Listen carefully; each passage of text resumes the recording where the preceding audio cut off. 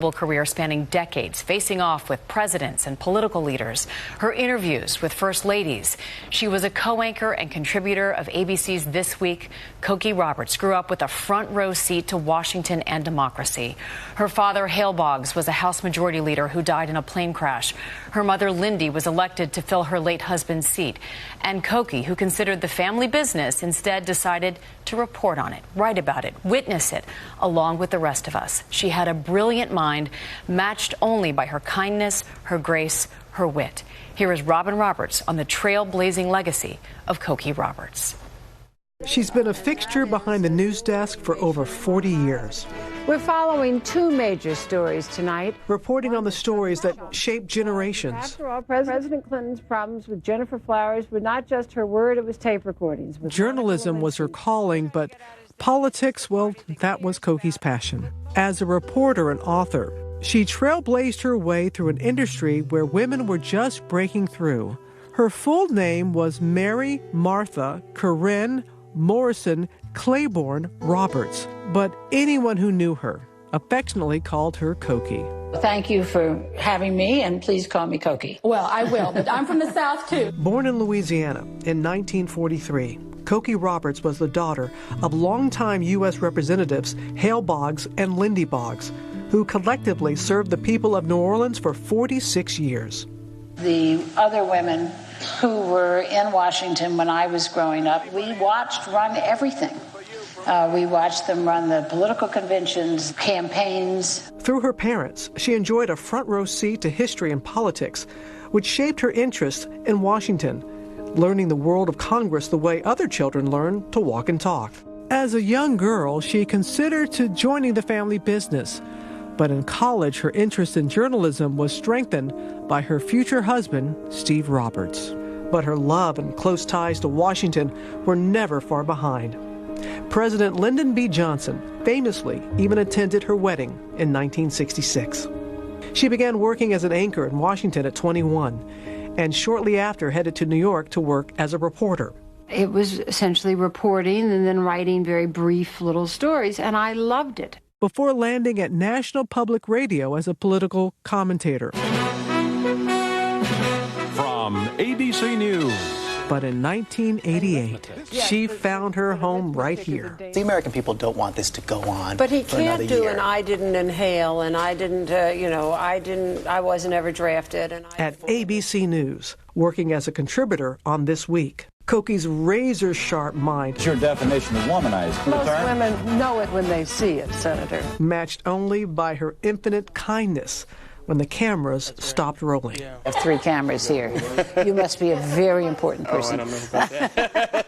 And always the smile, that giggle, her sense of humor. I can't sing, but that ends it. This Week would become her home, co-anchoring the show with Sam Donaldson from 1996 to 2002. Until next week, that's This Week. From there, she would become a staple of ABC News political coverage, interviewing presidents, politicians, and first ladies, embodying the idea of journalistic integrity and female empowerment. I hate to say it, John, but it's a female thing. Women do work together a lot. Much more so than their husbands. Much more so than men. Thank you. She would write several New York Times bestsellers recounting the untold and remarkable contributions of women in American history. When I started out in the world of work, it was illegal for women to become generals or admirals. So there's a huge change in the years that I've been plowing this turf. Received countless awards, be cited as one of the 50 greatest women in the history of broadcasting, and hold more than 30 honorary degrees, inspiring students with words at commencements all across the country. You must look at the institutions of government, politics, business, the academy, and journalism, and hold them accountable to the people they are supposed to serve. In 2002, battling breast cancer and bravely facing going on the air wearing a wig. I felt, first going on the air in a wig, that I looked really goofy. And election night 2002, it was my best wig. It was the human hair wig, not the synthetic wig, and I thought it just looked awful. Yeah. So I don't know. It's hard. Cokie, always the inspiration for those who had the privilege and were blessed to work by her side.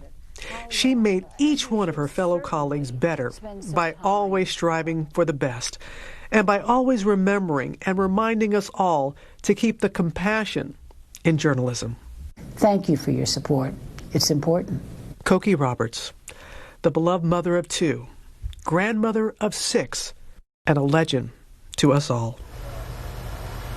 And she is certainly going to be missed. I'm going to bring in now George Stephanopoulos, of course, a colleague and a friend. And George, as you know, Cokie never missed an election night, an inauguration, a political roundtable, a political special report. And you were there alongside her for so much of it. I was thinking how much I missed her just last Thursday at the debate. I actually emailed her a few hours before the debate saying, I wish you were here. Couldn't wait to hear your perspective on all the candidates. She got right back to me. She shot right back saying how much she missed being there as well. But she was a fixture. She was a pioneer.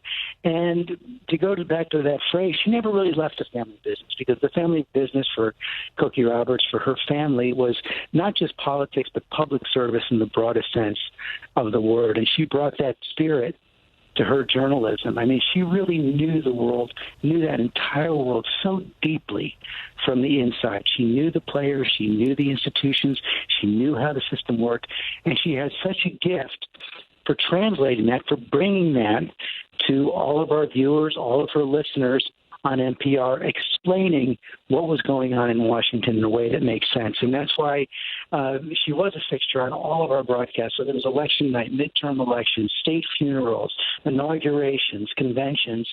She knew everyone. She knew the issues. She knew it all.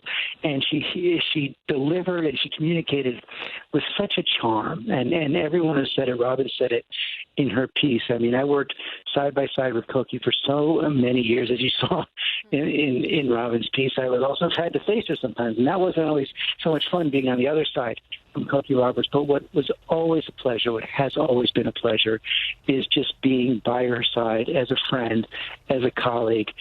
Infinite kindness, infinite warmth. The first question every time she would see would be, how are your kids? She knew what was important, and she communicated that. Yes, her family was most important, above and beyond all politics. George, thank you so much for those